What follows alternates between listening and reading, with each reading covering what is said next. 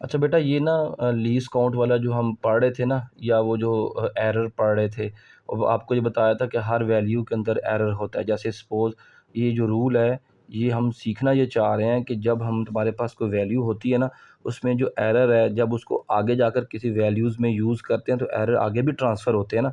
तो उन ट्रांसफ़र होने के रूल्स क्या हैं? यानी जब हम चीज़ों को ऐड कर रहे होते हैं तो आपका एरर कितना आगे जा रहा होता है।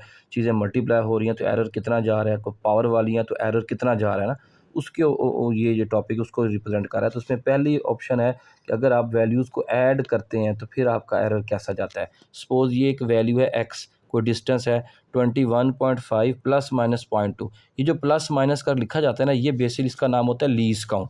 ये जो लिखा हो ना, इसका मतलब है 21.5 वो वैल्यू है, और जिस इंस्ट्रूमेंट से मालूम हो रहा है उसका लीस्ट काउंट 0.2 है। इस तरह कोई और डिस्टेंस लिया, वो 30.3 है और उसका लीस्ट काउंट 0.3, ये किसी और इंस्ट्रूमेंट से मेजर किया, इसका 0.3 लीस्ट काउंट है।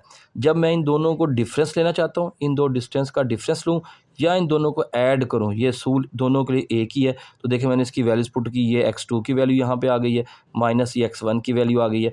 अब क्या होगा, ये वाली वैल्यू इस वैल्यू से माइनस हो जाएगी, और इनके जो लीस्ट काउंट है वो मैंने क्या कर दिए, ऐड कर दिए। यानी चाहे वैल्यूज़ प्लस हो रही हों, चाहे माइनस हो रही हों, आपने अगर प्लस हो रहे हैं तो नंबर को प्लस कर देना है, और उसमें एरर कितना गया, दोनों लीस्ट काउंट को ऐड करके ही निकालना है। जैसे मैंने ये माइनस की एग्जांपल में किया, 0.3 और 0.2 को मैंने ऐड किया 0.5।